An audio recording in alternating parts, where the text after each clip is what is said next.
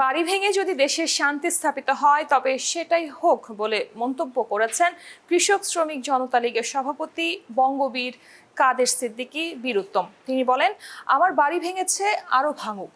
বঙ্গবন্ধুর ৩২-এর বাড়িতে গিয়েছিলাম, আমার গাড়ি ভেঙেছিল।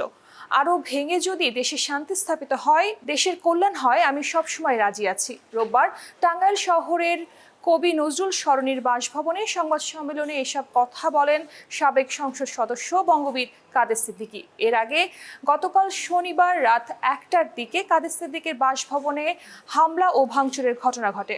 বাসার কর্মচারীরা জানান, রাতে কাদের সিদ্দিকী বাসায় ঘুমিয়েছিলেন। রাত ১টার দিকে ১০-১৫ জনের একটি দল বাসায় ইট পাটকেল নিক্ষেপ করে। তারা মই দিয়ে বাসার গেট টপকে ভেতরে প্রবেশ করে দুটি গাড়ি ভাঙচুর করে। এ নিয়ে আক্ষেপ করে কাদের সিদ্দিকী বলেন, বৈষম্য বিরোধী আন্দোলনের পর এই স্বৈরাচারী মনোভাব আশা করিনি।